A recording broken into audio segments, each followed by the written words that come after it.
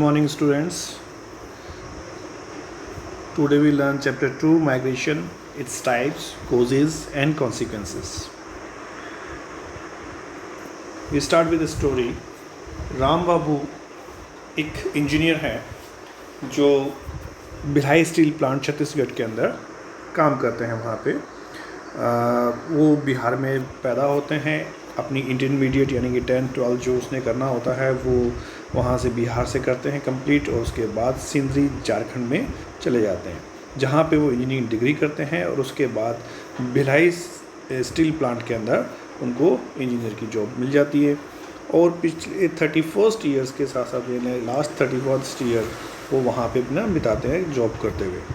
उनके पेरेंट्स जो थे इलिटरेट थे, और जो पेरेंट्स का जो कमाई का साधन था वो था उनका एग्रीकल्चर या खेती से उनकी लाइवलीहुड चलती थी।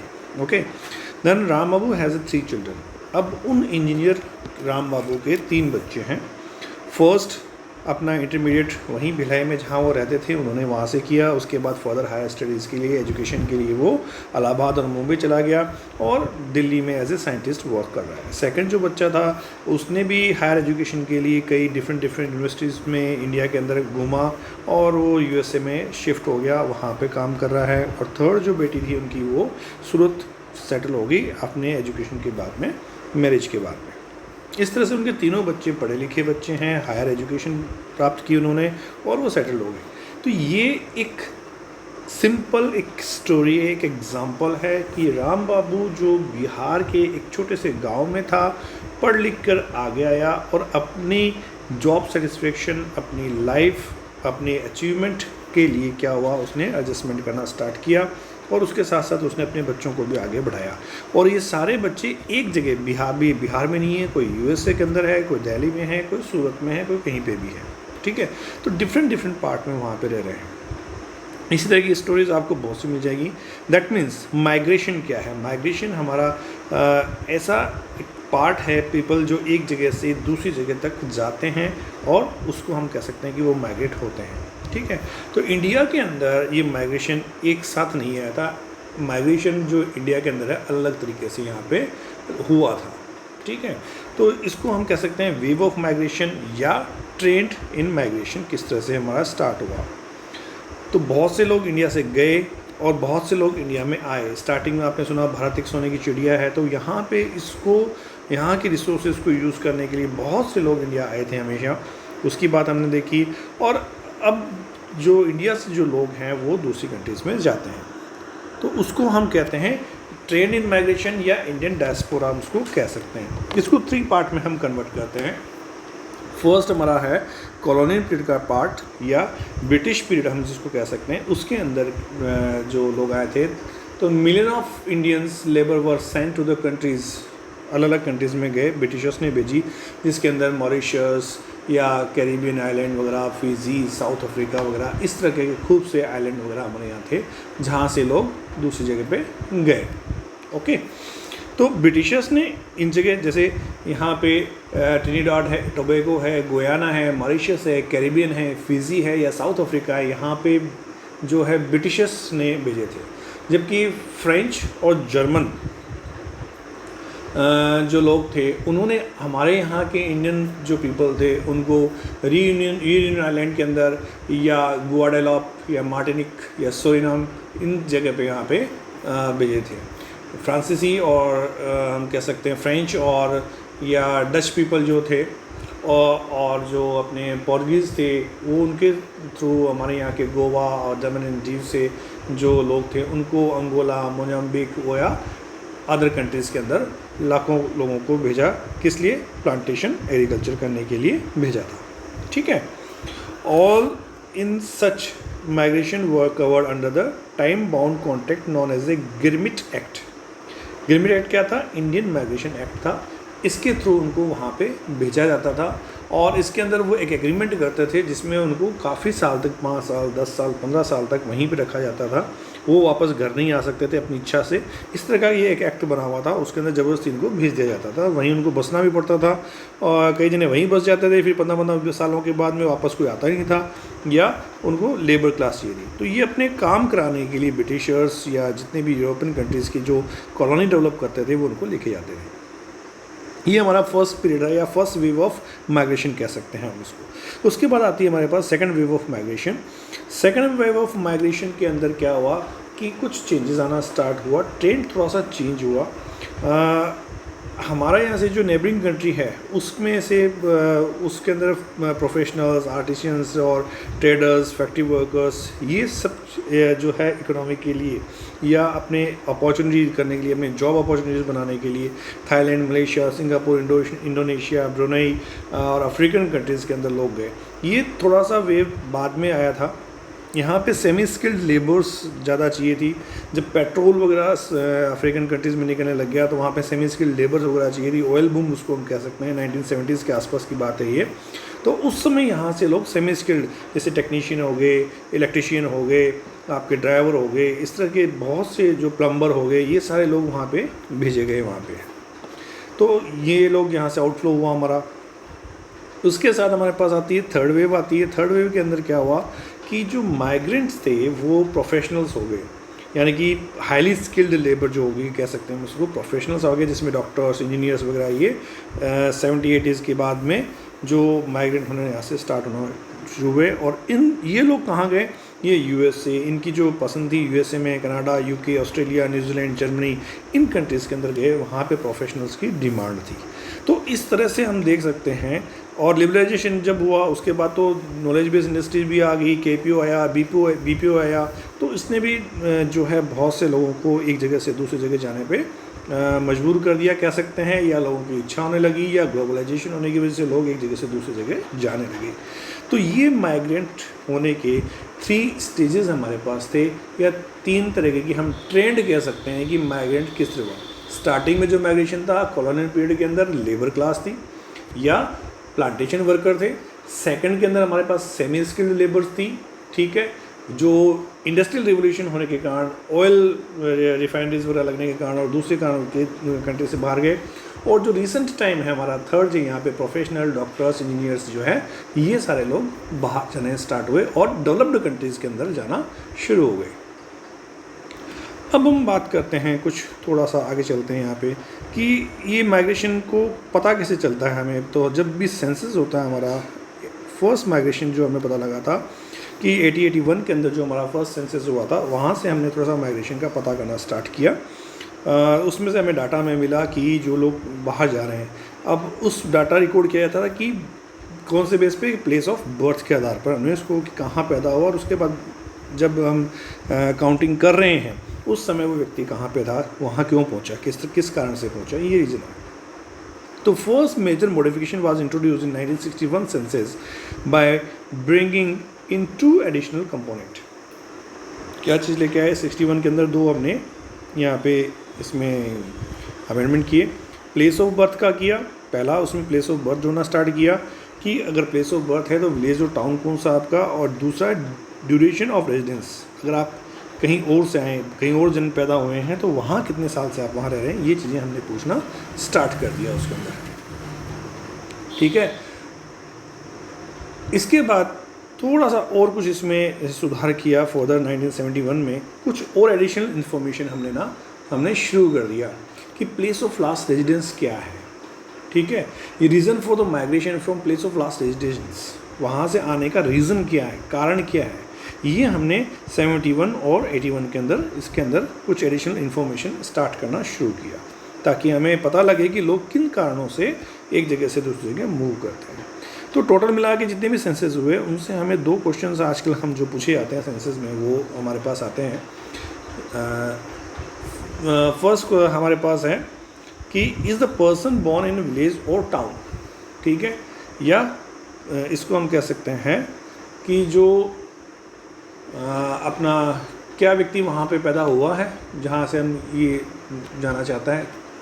सबसे पहली बात, ये क्या व्यक्ति जो पर्सन है वो उसी गांव और शहर में पैदा हुआ जहाँ पे ये काउंटिंग हो रही है, ठीक है। पहला क्वेश्चन हमारे पास ये था। अगर वो कहता नहीं तो तब हम उसके जो प्लेस ऑफ बर्थ है उसको, वो कौन सी जगह पे था, किस डिस्ट्रिक्ट में था, किस स्टेट के अंदर था, उसका नाम, और अगर भारत से बाहर है तो भारत से बाहर की उसकी इन्फॉर्मेशन लेंगे। सेकंड क्वेश्चन हमारे पास हो जाता है कि अगर व्यक्ति इस शहर में, इस गांव और शहर में कहीं और से आया है, जब पहला नाम होगा तभी क्वेश्चन आएगा, है। अगर कहीं और से आया है और वो कहता है जी हाँ यस मैं कहीं और से आया हूँ, तो क्या होगा, तो जो जहाँ पहले उसका रेजिडेंस था उस ज़िले का नाम, और अगर भारत से बाहर का है तो उस देश का नाम, उस कंट्री का नाम, उसके बारे में प्रश्न पूछे जाते हैं, उसके बारे में इंफॉर्मेशन ली जाती है। अब जो एडिशन की है 71, 91, 81 के अंदर हमने, वो एडिशंस ये थे कि reason for migration from place of the last residence and duration of residence in place of emigration. तो ये दो क्वेश्चन हमसे और पूछे जाते हैं। रीज़न, इसमें दो और बातें और पूछी जा रही थी कि आपका वहाँ से जहाँ पे काउंटिंग हो रही है, जहाँ पे हम इसको लागू कर रहे हैं, एनिमरेट कर रहे हैं, प्लेस ऑफ एनिमरेशन जहाँ काउंटिंग हो रही है, ठीक है, उस जगह से और जो लास्ट आपका रेजिडेंस था वहाँ से आने का क्या कारण था, ये प्रश्न पूछा जाता है, ठीक है। तो अब हमारे पास दो क्वेश्चन सेंसेस जो बेस हो गया, दो क्वेश्चन है हमारे पास कि जब काउंटिंग होने नहीं, जब इन्यूमरेट कर रहे हैं, जब हम काउंटिंग कर रहे हैं, जब हम इसको सेंसस एक्टिव है हमारी, तो उसको किन बेसिस पे किया है। दो स्थान पे हम पहले पूछेंगे कि आपका प्लेस ऑफ बर्थ कहाँ है, ठीक है, प्लेस ऑफ बर्थ, जिसको हम कहते हैं कि known as a life time migrant, life time migrant उसको कहते हैं। अगर प्लेस ऑफ बर्थ की बात करते हैं that is life time migrant. If the place of birth is different from the place of enumeration, जहाँ if the place of birth की बात की, if the place of birth is different from place of enumeration known as a life time migrant. अगर आपका, एक example ले लेता हूँ, अगर आपका जन्म ए प्लेस में होता है और आप काउंटिंग के टाइम बी में रह रहे हैं, आपसे पूछा जाता है कि आप कहाँ पे आए, तो आपने कहा हमारा बर्थ हुआ ए में और हम रह रहे हैं कहाँ पे, बी प्लेस पे, जिस समय काउंटिंग हो रही है, जिस समय सेंसस हो रहा है उस समय हम बी में रह रहे हैं, तो इसको हम कहेंगे लाइफ टाइम माइग्रेशन। फिर दूसरा है प्लेस ऑफ रेजिडेंस, ठीक है, ये कैसा है, place of residence known as a migrant by place of last resident. क्यों, if the place of last residence is different from place of enumeration. अब ये क्या चीज़ होती है साहब, ये हम ये इसलिए पूछते जाते हैं कि एक व्यक्ति किस जो कहाँ जहाँ रह रहा है उसका, जहाँ पे फिर काउंटिंग हो रही है, उस जगह से उसका जो रहने का स्थान है, जो जगह है जहाँ वो परमानेंट रहता है, वो अलग है। तो हम पूछेंगे आप कैसे आए। इसको भी एक एग्जांपल से लेते हैं, दैट इज़, मान लीजिए कि एक व्यक्ति जयपुर में रहता है, परमानेंट जयपुर में, प्लेस ऑफ बर्थ उसका कोई और भी हो सकता है, कोई दिक्कत नहीं है, जयपुर हो, जयपुर के पास कोई गांव हो या कोई और जगह हो, लेकिन वो परमानेंट रेजिडेंट कहाँ का है, जयपुर का है। लेकिन जब काउंटिंग हो रही है तब वो दिल्ली के अंदर है, ठीक है। अब उससे पूछा जाएगा प्लेस ऑफ लास्ट रेजिडेंस कि साहब मेरा जयपुर था लास्ट रेजिडेंस, आप यहाँ पे क्यों आए। उससे जब पूछा कि साहब मैं जॉब करता हूँ, जॉब के कारण मैं यहाँ पे आया, मेरी ट्रांसफ़र यहाँ पे होगी, इस वजह से प्लेस ऑफ रेजिडेंस मेरा अब ये है।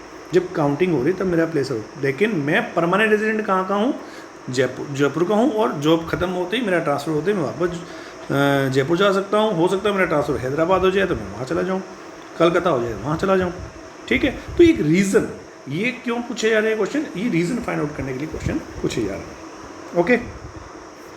इस तरीके से हमने जब मैंने पता किया तो 2001 के सेंसस से मेरे पास डाटा निकला आया कि लगभग 30% जो लोग पॉपुलेशन थी वो लाइफ टाइम माइग्रेंट थे, यानी कि प्लेस ऑफ बर्थ से अलग थे अपने, और 31% जो माइग्रेंट थे वो last residence, place of last residence के थे, ठीक है। इस तरह से ये डाटा हमारे पास सामने निकल के आता है। ये हम इसको देखते हैं कि कितने लोग माइग्रेट होते हैं। अब बात करते हैं कि स्ट्रीम ऑफ माइग्रेशन किस टाइप की होती है। देखो, माइग्रेशन जो है दो टाइप का होता है, इंटरनल माइग्रेशन यानी कि विद इन कंट्री हो सकता है, और इंटरनेशनल माइग्रेशन यानी बिटवीन टू कंट्रीज हो सकता है। उसके अंदर इंटरनल माइग्रेशन के अंदर हम देखते हैं कि स्टेट टू स्टेट लोग कैसे माइग्रेट करते हैं। तो यहाँ पे जो स्ट्रीम होती है internal migration, state to state कर सकते हैं, सिटी टू सिटी कर सकते हैं, या रूरल टू अर्बन। तो इसको हमने 4 उसमें कैटेगरी में डिवाइड किया है। First rural to rural, R2R, second rural to urban, R2U, third urban to urban, U2U, and fourth urban to rural, U2R। Okay, तो इसके अंदर जब हमने देखते हैं तो 98 मिलियन पीपल जो है change their place of residence in the last 10 year. पिछले 10 सालों में 98 मिलियन लोगों ने अपना प्लेस जो है वो चेंज किया है। ठीक है, दैट मीन्स 9.8 करोड़ लोगों ने पिछले 10 सालों में अपना प्लेस ऑफ रेजिडेंस बदल लिया। इसमें से आप बात करें 81 मिलियन जो है वो इंट्रा स्टेट माइग्रेंट थे, एक स्टेट से दूसरी स्टेट में इंट्रा स्टेट माइग्रेंट थे वहाँ से। और इसमें अगर हम बात करते हैं तो जो फीमेल हैं वो ज़्यादा थी इंट्रा स्टेट की माइग्रेंट के अंदर, और वो फीमेल डोमिनेट माइग्रेंट बिकॉज उनकी मैरिज होगी तो वो इंट्रा स्टेट माइग्रेंट ज़्यादा होती है। फिर हम इसको थोड़ा सा आगे देखते हैं कि द डिस्ट्रीब्यूशन ऑफ मेल और फीमेल माइग्रेंट के अकॉर्डिंग अगर चलें कि मेल कितने माइग्रेट होते हैं, फीमेल कितने माइग्रेट होते हैं, तो इंट्रा स्टेट या इंटर स्टेट माइग्रेशन की जो हम बात करते हैं, तो इंट्रा स्टेट और इंटर स्टेट की अगर हम बात करें दोनों के अंदर, तो ये फिगर 2.1 और 2.b जो है हमारे पास में, ये हमें थोड़ा सा शो करता है कि किस तरह से ये माइग्रेट होते हैं उसमें। इसमें अगर देखते हैं तो ये हमें बताता है कि फीमेल्स जो है वो डोमिनेट करती हैं कौन सी स्ट्रीम के अंदर, short distance rural to rural migrate करने के अंदर, दोनों ही टाइप के, चाहे वो इंटर स्टेट हो चाहे वो इंट्रा स्टेट हो। ठीक है, दोनों में ही वो डोमिनेट करती हैं उसके अंदर। तो इस तरह से हमने देखा कि फ़ीमेल जो है वो डोमिनेट करती हैं रूरल टू रूरल माइग्रेशन के अंदर, जबकि एक स्टेट से दूसरी स्टेट की बात करें या इंटर स्टेट की बात करें, तो जो रूरल टू अर्बन स्ट्रीम की हम बात करें तो मेन जो है वहाँ पे डोमिनेट करता है, वो उसमें ज़्यादा मूवमेंट करता है। और इसके साथ साथ हम देखते हैं कि इंडिया जो है इमिग्रेशन और एमिग्रेशन जो है दोनों प्रकार का, हमारे नेबरिंग कंट्री से हमारे पास बहुत सा हुआ। 71 के अंदर हमारे पास बहुत से लोग आए थे, बांग्लादेश से आए थे, पाकिस्तान से आए थे, और हम बात अगर करें तो नेपाल से आए, श्रीलंका से आए, ये बहुत से लोग, तिब्बत, नेपाल, श्रीलंका शरणार्थी जो हमारे पास आते हैं, वो बहुत से रिफ्यूजीज जिनको कहते हैं वो हमारे पास आए थे।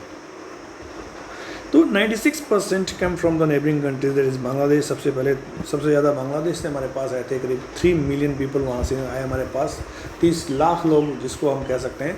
पाकिस्तान से लगभग 0.9 मिलियन यानी कि लगभग 9 लाख लोग वहाँ से आए, और नेपाल से करीब 5 लाख या 0.5 मिलियन लोग वहाँ से आए थे। तो इनको अगर हम देखते हैं, इंक्लूड करते हैं, इसके साथ में 1.6 जो लाख जो हम कह सकते हैं कि बाकी या 0.16 मिलियन रिफ्यूजीज़ जो थे वो तिब्बत, श्रीलंका, बांग्लादेश, पाकिस्तान, अफगानिस्तान, ईरान और म्यांमार से हमारे पास आए थे। तो ये कंट्री के अंदर लोगों को आना लगा पड़ा है। और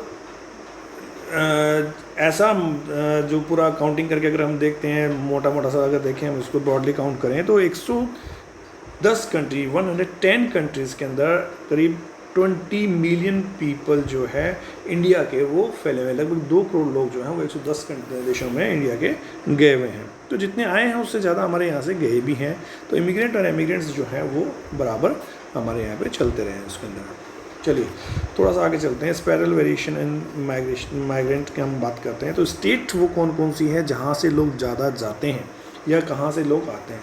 तो महाराष्ट्र, दिल्ली, गुजरात, हरियाणा ये ऐसी स्टेट है जो उनको अट्रैक्ट करती है माइग्रेंट पीपल को, जबकि यूपी और बिहार ऐसी स्टेट है जहाँ से लोग ज़्यादा हैं। महाराष्ट्र सबसे फर्स्ट नंबर प्लेस पे है जहाँ पे लोग माइग्रेंट्स होके आते हैं। दैट मीन्स इन माइग्रेंट्स सबसे ज़्यादा महाराष्ट्र के अंदर है, उसके बाद दिल्ली, गुजरात, हरियाणा इन स्टेट का नंबर आता है। और आउट माइग्रेट का देखें तो यूपी सबसे ज़्यादा है, फिर बिहार है, यहाँ से लोग बाहर आपको जाते हुए नज़र आएंगे। अर्बन एग्लोमरेशंस जो हैं जैसे ग्रेटर मुंबई है, दिल्ली एनसीआर है, ठीक है, यहाँ पे high number of in migrants आपको नज़र आएंगे। वहाँ पे लोग जॉब की तलाश में काफ़ी लोग मिल जाते हैं उसके अंदर।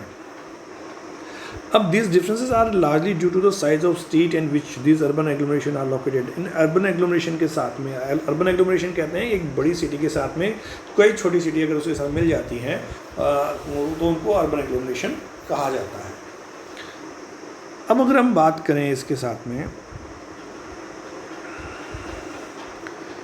कि क्या रीज़न है, कॉजेज़ ऑफ माइग्रेशन, क्यों पीपल एक जगह से दूसरी जगह जाते हैं, कॉजेज़ क्या हैं, इसकी अगर हम बात करते हैं तो काफ़ी रीज़न हमें यहाँ पे नज़र पुल एंड पुश फैक्टर नज़र आएंगे हमारे पास। अब इसके कॉजेज़ कुछ भी हो सकते हैं, इकोनॉमिक कॉजेज़ हो सकते हैं हमारे पास, सोशल कॉजेज़ हो सकते हैं हमारे पास, पॉलिटिकल कॉजेज़ हो सकते हैं हमारे पास में, और ये सारी चीज़ें मिल सकती हैं हमें। अलग अलग रीज़न है कि क्या क्या कॉजेज़ हो सकते हैं।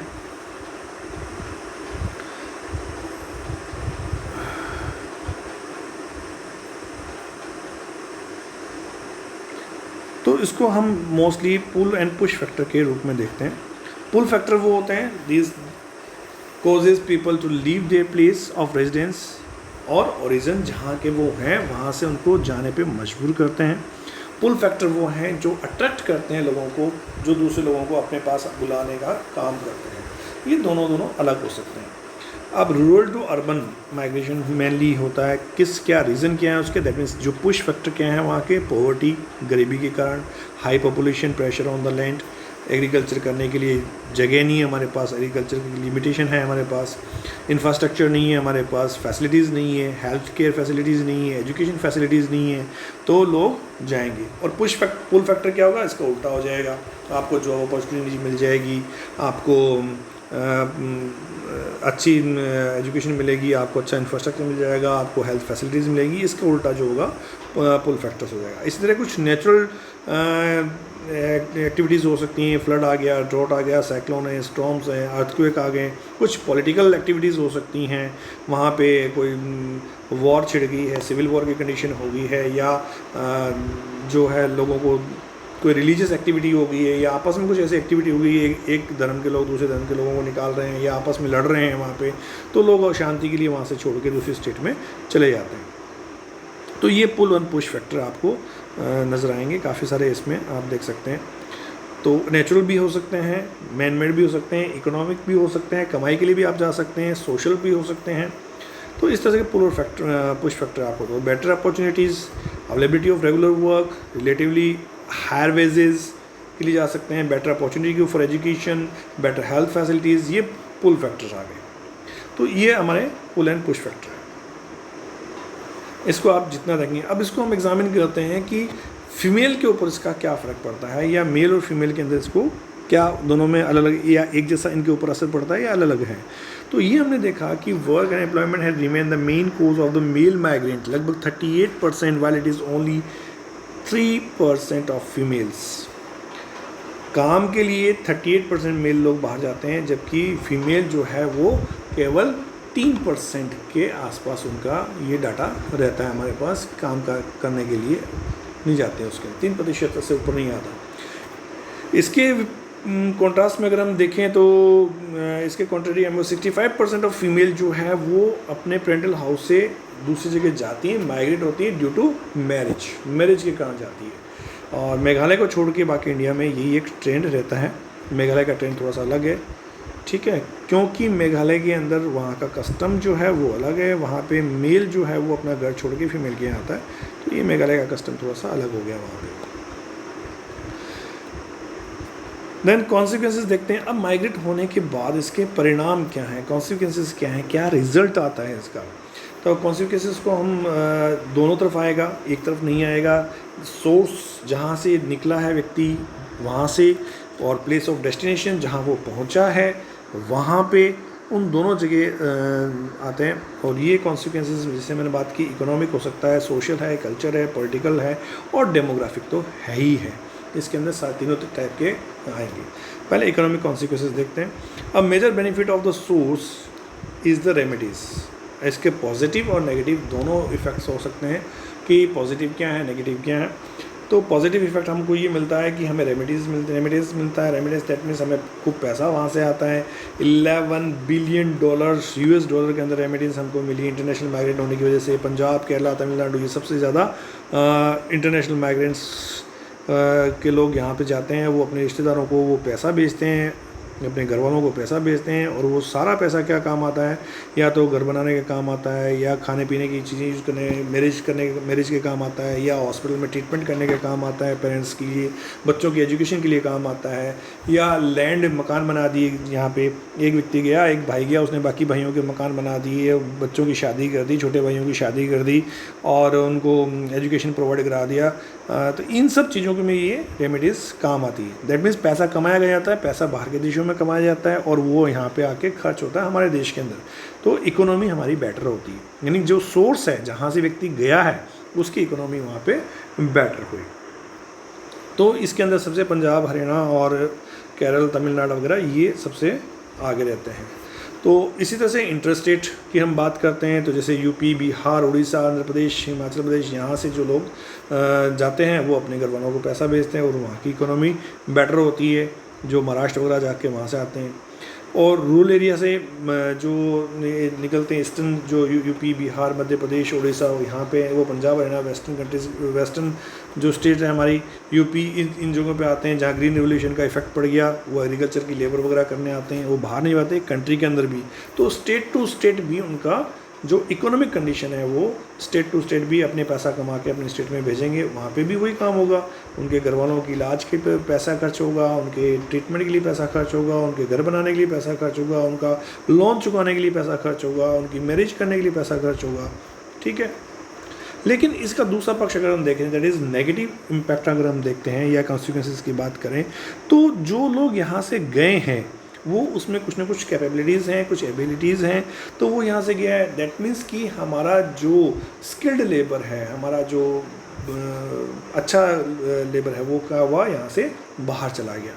जिसने जो अच्छा वो वहाँ काम करके कमा रहा है, बाहर काम कर रहा है, तो ये चीज़ें वहाँ उसके पास जो बेनिफिट जो ले रहा है वो वहाँ दूसरी कंट्री ले रही है, पढ़ाया लिखाया हमने और बेनिफिट उसका दूसरी कंट्री ले रही है। तो ये एक उसका नेगेटिव भी है। अगर अनरेगुलेटेड माइग्रेट होता है, इस तरह से अनरेगुलेट चलता रहा है, तो मेट्रोपोलिटन सिटीज़ के अंदर एक प्रॉब्लम हो जाती है। मान लीजिए यूपी, बिहार से सब दिल्ली, मुंबई, कलकत्ता यहाँ पे पहुँच गए, तो क्या हुआ, ये मेट्रो सिटीज़ बड़ी हो गई, ओवर क्राउडेड हो गई। यहाँ पे डेवलपमेंट जो है, स्लम वो बनना स्टार्ट हो गए, स्लम बनना स्टार्ट हो गए, और महाराष्ट्र, गुजरात, कर्नाटक इन प्रॉब्लम्स को सॉल्व कर रहे हैं। आपको पता है कि मुंबई के अंदर धारावी सबसे बड़ा एशिया का सबसे बड़ा स्लम एरिया है, वो यहाँ पे बना हुआ है। महाराष्ट्र में, गुजरात, कर्नाटक, तमिलनाडु, दिल्ली, इन सब के अंदर ये नेगेटिव कॉन्सिक्वेंसेस आती हैं, उनके लिए रहने के लिए जगह नहीं मिलती उनको। तो ये एक कॉन्सिक्वेंसेस देखने को मिलते हैं। अब हम बात करते हैं थोड़ा सा डेमोग्राफिक ट्रांजैक्शन की, कि किस तरह से डेमोग्राफिक कॉन्सिक्वेंसेस का इफेक्ट पड़ा, यानी कि हमारी जो पॉपुलेशन है उसके क्या फ़र्क उसका वो पड़ता है। कि एक तरह से माइग्रेशन क्या करता है, रीडिस्ट्रीब्यूशन करता है पॉपुलेशन को। एक कंट्री के अंदर अगर एक रूरल एरिया से अर्बन एरिया में माइग्रेट होते हैं पीपल, तो रीडिस्ट्रीब्यूशन हो जाता है। गाँव में से मोस्टली जो लोग हमारे, हमने देखा कि 38-40% लोग जॉब अपॉर्चुनिटी के लिए जाते हैं, और कौन जाते हैं, मेल जाते हैं। तो जो गाँव की हैं फीमेल्स, वो पीछे रह जाती हैं बच्चों को संभालने के लिए, ज़मीन संभालने के लिए, काम करने के लिए। तो मेल मेंबर वहाँ से निकल के पीछे फीमेल मेंबर ज़्यादा रह गए। तो इस तरह के माइग्रेंट्स हमको देखने को मिलते हैं। तो जितने भी यंग हैं, जो कम एज के लोग हैं, जो स्किल्ड लेबर हैं, वो जो लोग हैं वहाँ से गांव से निकल के बाहर चले जाते हैं। तो यहाँ पे क्या होता है कि गांव की जो जेंडर इक्वलेशन है, जिसको डेमोग्राफिक कॉन्सिक्वेंसेस में आएगा, वो जेंडर इक्वलेशन बिगड़ जाता है वहाँ के अंदर। फीमेल मेल बाहर चले गए, फीमेल बढ़ जाएंगे, गांव में बढ़ जाएंगे, और जहाँ पॉपुलेशन सिटी के अंदर पहुँच गई वहाँ पे नंबर ऑफ़ मेल बढ़ जाएंगी, फीमेल कम हो जाएंगी। तो ये चीज़ें थोड़ा सा हो जाता है, तो इम्बैलेंस कर जाती है हमारी डेमोग्राफिक कॉन्सिक्वेंसेस को। हम इसको अंदर देखें तो मेल और फीमेल का जो रेशो है वो गड़बड़ा जाता है इसके अंदर। फिर सोशल कॉन्सिक्वेंसेस की बात करते हैं कि सोसाइटी के अंदर किस तरह का प्रभाव पड़ता है, या कैसा उसके ऊपर असर आता है इसके सोसाइटी का। सोसाइटी की अगर हम बात करते हैं तो इसमें बहुत सी चीज़ें हैं। फैमिली प्लानिंग की बात करते हैं, गर्ल्स एजुकेशन की बात करते हैं, और urban to rural area, rural to urban area के अंदर बहुत सी चीज़ें आदमी जाते हैं, तो लोग नए नए आइडियाज़ के साथ, नए नए चीज़ों के साथ एक दूसरे से परिचित होते हैं, जानकारी बनती है। अलग अलग डाइवर्स कल्चर्स जो हैं वो आपस में मिल जाते हैं, एक दूसरे के कल्चर को समझने का मौका मिलता है। जो नैरो माइंडेड लोग थे वो थोड़े से ब्रॉड माइंडेड होना स्टार्ट हो जाते हैं, और पॉजिटिव कंट्रीब्यूशन अगर हम देखें इसको अंदर, तो नया कल्चर से आप जानते हो जो अंधविश्वास थे, जो संकुचित मानसिकता जिसको हम कहते हैं, नैरो माइंडेड जिसको हम कहते हैं, वो ख़त्म होना स्टार्ट हो जाती है। लेकिन कुछ नई नेगेटिव कॉन्सिक्वेंसेस की बात करें तो कुछ चीज़ें यहाँ पे अलग हो जाती हैं। जैसे लोग वहाँ पे आते हैं, कई लोग ऐसे होते हैं कि वो एनोनिमिटी, दैट मीन्स कि वो उन चीज़ों को, उन सोशल डिस्टेंसिंग को सहन नहीं कर पाते, फैमिली से दूर होने के जो उनको होम सिकनेस होती है वो उसको सहन नहीं कर पाते, लेकिन वो जाना पड़ता है। तो वो एक तरह से अपने आप को कुछ, अपनी कोई पहचान नहीं बना पाते हैं। कई बार वो चले तो जाते हैं बनने के लिए कुछ, लेकिन वो पहचान बना नहीं पाते हैं।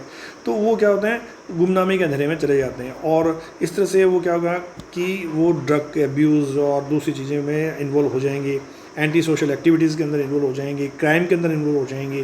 तो ये सब चीज़ें मिलके क्या करेगी, एक सोसाइटी के अंदर नेगेटिव इफ़ेक्ट डालना स्टार्ट करती है।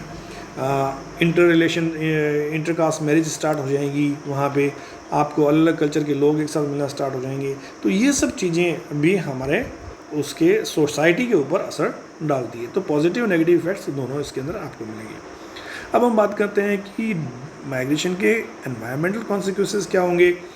तो ओवरक्राउडिंग ऑफ द पीपल हो जाएंगी। पीपल जब एक बढ़ेंगे, अर्बन रूरल एरिया से अर्बन एरिया के अंदर आए तो लोगों का संख्या बढ़ जाएगी। लोगों की संख्या बढ़ेगी, नेचुरली प्रेशर ऑफ लैंड पे प्रेशर बनेगा, उस सिटी के अंदर प्रेशर बनेगा, वहाँ के प्राइस हाइक हो जाएंगे, या मल्टी स्टोरी बिल्डिंग्स बनेगी, या वहाँ पे स्लम्स ज़्यादा बनेंगी। इनके पास पैसा नहीं होगा तो स्लम ज़्यादा बन जाएगी। और इन सब का जो सॉलिड वेस्ट है, मटेरियल है, ह्यूमन वेस्ट है, उसको निकालने के लिए सीवेज समस्या हो जाए, वो सीवेज बनानी पड़ेगी, सीवेज समस्या होगी, वेस्ट मटेरियल को डिस्पोज करने का प्रॉब्लम्स पैदा हो जाएंगी। वहाँ पे ओवर एक्सप्लोरेशन नेचुरल रिसोर्सेज का होगा, पानी वगैरह जितनी चीज़ों के लिए सिटी बनी है उससे ओवर क्राउड होने की वजह से क्या होगा, उन सब का एक्सप्लोरेशन होना स्टार्ट हो जाएगा। तो ग्राउंड वाटर डिप्लेशन होगा, एयर पोल्यूशन होगा, वाटर पोल्यूशन होगा, ये सारी चीज़ें हमारे यहाँ पे समस्या पैदा हो जाएगी। इसके अलावा अगर हम देखते हैं कि लास्ट में और क्या फ़र्क आ सकता है, तो सबसे ज़्यादा जो इफ़ेक्ट पड़ता है वो वुमेन के ऊपर डायरेक्टली या इनडायरेक्टली इफ़ेक्ट पड़ता है। गांव से पीपल चले गए तो वुमेन के ऊपर सारी रिस्पॉन्सिबिलिटी आ जाती है, खेती बाड़ी की, बच्चों को संभालने की, एजुकेशन की, घर संभालने की, बड़े बुजुर्ग को संभालने की, गाँव में उनके ऊपर आ जाएगी सारी रिस्पॉन्सिबिलिटीज़। तो ये उनके ऊपर बहुत मेंटल और फिज़िकल प्रेशर दोनों डाल देता है। तो माइग्रेशन चाहे मेल कर रहा है, लेकिन यहाँ पे डायरेक्टली इनडायरेक्टली प्रेशर किस पे, वुमेन पे आ रहा है।